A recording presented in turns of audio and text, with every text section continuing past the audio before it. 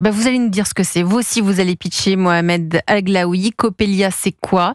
Vous avez 1 minute, Alors, c'est à vous.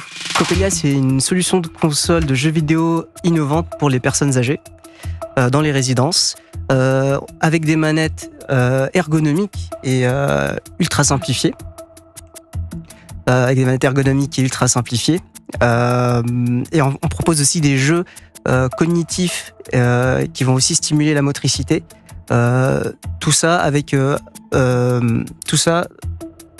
ensemble dans une ambiance sociale.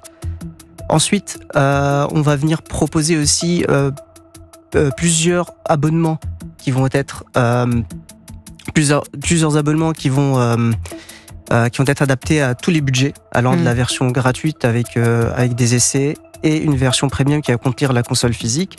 Les animateurs peuvent recevoir aussi des boîtes d'animation prêtes à l'emploi, et on a aussi un réseau social où les animateurs peuvent échanger leurs idées. 1 minute, ça y est, Christophe Pirot, 1 minute. Merci Mohamed. Ça n'a pas été évident pour vous le pitch ce soir, hein? Non. Je l'entends. Pourtant, il faut dire très simplement, c'est une console de jeu pour les dédiée aux personnes âgées. Vous nous racontez ce qu'il y a dedans. Mais parfois c'est tellement facile. Non, mais on que dit c'est ça difficile. comme ça. Mais quand on est tellement dedans, mais quand on est dedans, on a toujours du mal à pouvoir l'expliquer le plus clairement possible. En tout cas, merci Mohamed, vous êtes prêté à cet exercice du pitch. Je me tourne vers la coach de ce soir, Anne-Sophie Bonnel, qui est la fondatrice d'Orsicard. Donc, vous avez déjà monté votre boîte. Votre première impression sur le pitch et surtout sur l'idée de cette solution qui nous permet de prendre soin de nos aînés. Alors, j'adore cette solution. Vous avez compris, donc c'est une console. C'est une console. Et justement, ce que je trouve génial, c'est de prendre soin de nos aînés via une console. Donc, nos aînés peuvent faire comme les jeunes, comme leurs petits-enfants, jouer avec une console qui, bien sûr, est adaptée à leurs besoins. Ça permet aussi de créer du lien intergénérationnel parce qu'ils peuvent en discuter avec leurs petits-enfants, peut-être leurs petits-enfants. Et donc ça, je trouve ça génial. L'idée est super. Vous l'avez apporté ce soir? Je crois que vous avez apporté une petite console, quelque chose. Je vois allez-y, ouvrez-la boîte. pour nous la montrer. J'ai l'impression qu'il y a 2 keys, c'est ça? Ou je sais pas si c'est des buzzers. Je vais expliquer très rapidement. Alors, dans un premier temps, on a la console qui ressemble à ça. Qui est en bois en plus. Alors oui, on a... C'est original. Elle est 100% française en plus. Elle est fabriquée dans le Nord, c'est ça? C'est ça, dans le Nord, dans mon appartement. Ah, c'est trop bien. Alors, pourquoi du bois? Parce qu'on veut garder cet aspect traditionnel. Du coup, on a mis une petite touche de bois qui a été fabriquée aussi dans le Nord. Bon, voilà à quoi elle ressemble. On dirait un piano à queue, la forme. C'est ça, on dirait un piano, toujours dans le thème du ballet. Du ballet, ouais, c'est pour ça. C'est ça, exactement. Voilà. Et ensuite, on a ce qu'on appelle les manettes. Alors, pourquoi elles ressemblent à des bouteilles? Parce qu'on a testé des bouteilles. J'ai acheté des bouteilles d'eau. J'ai mis une carte électronique avec un bouton. Et on est allé les tester dans les résidences. Et on a vu que c'était... L'ergonomie des bouteilles. Hyper intuitif. Ouais, c'est génial. Hyper intuitif. Il y en a qui les prenaient entre leurs genoux, il y en a qui les prenaient dans les mains. Et on s'est dit, mais c'est le truc qu'il nous faut. On va venir faire ça. Du coup, j'ai conçu en 3D les bouteilles que vous voyez ici. C'est canon. Et j'ai mis des buzzers par-dessus. Alors, pourquoi un seul buzzer? Parce que, en fait, on va pas stimuler les personnes âgées avec beaucoup d'informations. Une seule information leur suffit. Et je peux vous dire qu'avec une seule information, eh bien, on peut faire plein de choses. Alors, ce buzzer-là, on peut appuyer dessus, mais aussi, il fait de la lumière. Ah. Et oui, il y a une LED à l'intérieur. Et avec cette LED-là, on peut créer plusieurs couleurs. Du rouge, du bleu, du vert. Et on va venir jouer avec ces couleurs-là pour créer de l'interaction, etc. Et du coup, alors pourquoi les réflexes? Parce que parfois, eh bien, il faut appuyer. Pose des questions. Pourquoi le buzzer? Pourquoi Il fait les questions et les réponses, j'adore. Ouais, alors j'aime bien quand je parle poser des questions. Vous faites des démonstrations, j'ai l'impression. Voilà. Allez-y. Et en fait, quand on appuie, du coup, ça stimule le réflexe parce qu'il faut appuyer à un certain moment. Les personnes âgées vont pas avoir peur parce qu'on a rencontré des personnes qui ont peur de participer. Et en fait, elles sont pas sûres d'elles. C'est ça exactement. Ouais. Ah, c'est quoi les règles? J'ai peur de pas réussir. Non, mais finalement, en fait, c'est les mêmes craintes que les enfants. Hein. C'est ça exactement. Et là, on va leur demander, on va les rassurer. Écoutez, il y a juste un seul bouton. C'est génial. Quand on va vous demander d'appuyer, vous allez voir, ça sera le moment d'appuyer et tout ira bien. Donc Mohamed, c'est quoi ces consoles? Comment on appelle ça? Les buzzers? C'est quoi?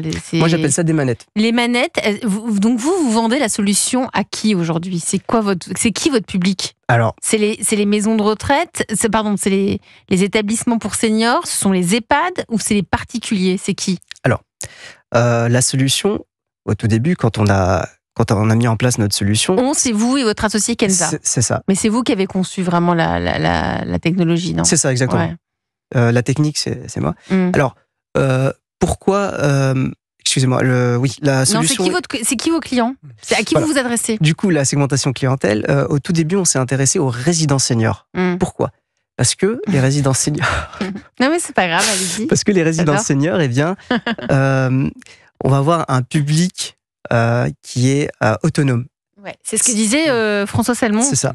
François Salmon, directeur général des Jardins d'Arcadie, votre regard sur Coppelia, est-ce que vous connaissiez? Alors, je ne connaissais pas Coppelia et je trouve ça très très intéressant parce qu'effectivement, il y a un moment de la journée qui est un moment très important, c'est le moment de l'animation qui est souvent l'après-midi dans nos résidences. Et on cherche en permanence, nous, des solutions, je dirais, innovantes qui vont permettre aux seniors, je dirais, d'avoir un moment ludique entre eux.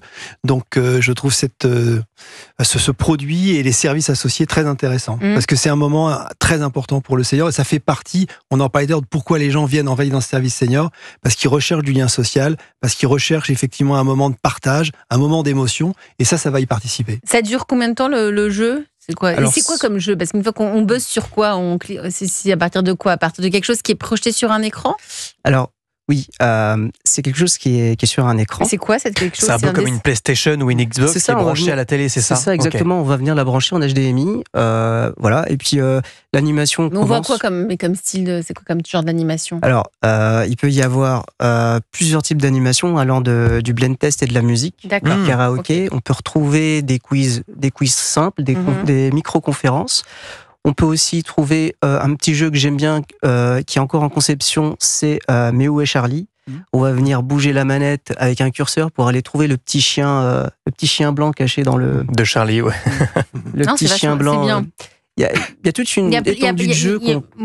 Plein de jeux que l'on peut adapter à votre solution. Exactement. Si vous êtes parmi nous ce soir, Mohamed, cofondateur de Coppelia dans la France bouge, c'est aussi parce que vous avez des besoins. Je le disais, la boîte, elle n'existe pas encore en vrai. Elle est en train de petit à petit de se construire. C'est ça, exactement. Je crois que vous avez remporté un prix déjà la semaine dernière. C'est ça, exactement. On a remporté le prix Déclic Jeune, qui est un prix donné par la Fondation de France. Donc vous êtes soutenu par la Fondation de France. Ça, vous avez pu faire une démonstration devant 200 personnes.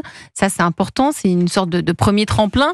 Mais nous, dans la France Bouge, on a aussi des professionnels qui sont là pour étudier le projet. On est avec une nouvelle parmi nous ce soir, avec Anne-Sophie Bonnel, la directrice générale, la fondatrice d'Orsicar. Donc Orsicar, je le rappelle, vous avez monté votre boîte, c'était il y a 7 ans, c'est ça? C'était il y a 7 ans, tout à fait.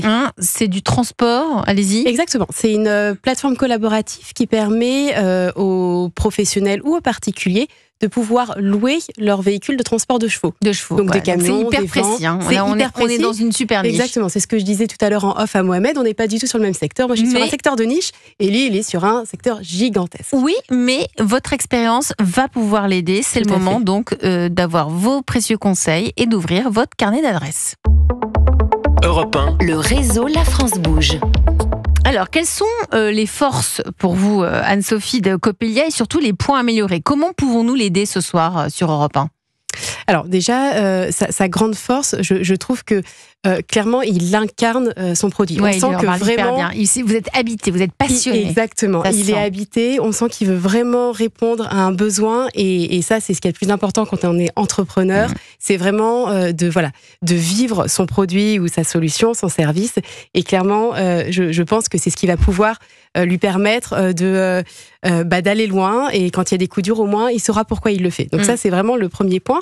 Après, il est sur un marché qui est énorme.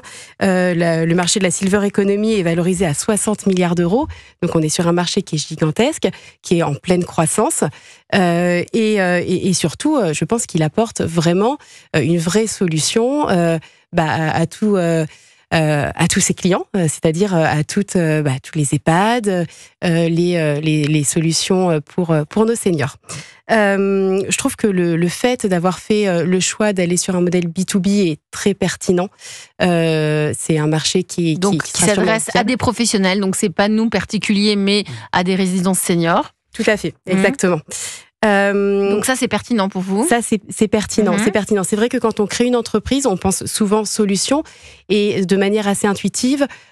Du coup, on va s'adresser plutôt aux particuliers parce qu'on pense le produit de cette manière-là. Ouais. Et il y a beaucoup d'entreprises qui ensuite se tournent vers un modèle B2B pour trouver une solution qui est économiquement viable. Et donc là, c'est très bien que dès le début, ils s'adressent à des professionnels. Vous les louez? Vous avez dit il y a un modèle d'abonnement ou vous les vendez, Mohamed? Alors, c'est un modèle d'abonnement. Les manettes, un modèle d'abonnement de combien? Alors aujourd'hui, justement, c'est ce que je disais en off. Mais nous, on n'est pas en off là, on est en on. En fait, aujourd'hui, nous, ce qu'on fait, c'est qu'on va venir discuter avec les clients pour essayer de comprendre leurs besoins. Et aujourd'hui, on n'a pas eu la possibilité d'aller discuter avec les gens qui prennent des décisions. Donc il n'y a pas de prix encore. Vous n'avez pas encore. Justement. Bon, c'est François Salmon qui va fixer le prix. Vous êtes le directeur général des Jardins d'Arcadie. Non, vous allez en parler. J'espère. Il y a peut-être des choses à faire. Oui, elle est en construction, la boîte. C'est aussi pour ça que vous êtes sur Europe 1 ce soir. Donc, il y a peut-être des choses à faire. Et voilà. Comment pouvez-vous l'aider, Anne-Sophie, au niveau de... Je sais pas, est-ce que vous avez besoin de lever des fonds pour Coppelia? Comment ça se passe? Vous avez besoin de lever des fonds? Alors, Mohamed, justement, je vais répondre. On est en train d'être incubé par Eurasenior. D'accord. Anne-Sophie, vous connaissez? Alors, je ne connaissais pas parce que je suis pas du tout sur ce secteur-là, mais en effet, en regardant un petit peu en amont les incubateurs qui étaient spécialisés dans la silver economy, je suis tombée dessus. C'était vraiment le premier référencé. Donc, c'est une très bonne nouvelle c'est vrai que les incubateurs sont souvent d'une très très grande aide. Pour une éventuelle levée de fonds, donc il y a cet incubateur. Je sais pas, il faut peut-être voir le premier chiffre d'affaires. Comment? Ouais, tout à fait. Ma recommandation, ce serait quand même d'avoir déjà une traction de marché. Donc une traction, ça veut dire que vous avez vos premiers clients et donc vous commencez à générer du chiffre d'affaires. C'est là que vous allez commencer à intéresser les investisseurs. Non, mais c'est important. Donc d'abord, traction de marché, premier client, on voit combien ça rapporte. Exactement. Après, tout dépend d'où il en est d'un point de vue financier. C'est vrai que on peut avoir besoin de lever des fonds en amont parce qu'on a besoin d'argent pour continuer le développement de son produit. Bien sûr, parce que là, il fabrique tout chez lui. C'est ça, Mohamed. C'est ça, exactement. Donc, à un moment donné, s'il y a des clients, il va falloir trouver un local, il va falloir industrialiser le produit. Voilà, mais l'idéal, c'est quand même d'attendre sa première traction de marché. Ça vous permettra de lever un peu plus de fonds et puis de conserver un petit peu plus de pourcentage de votre société.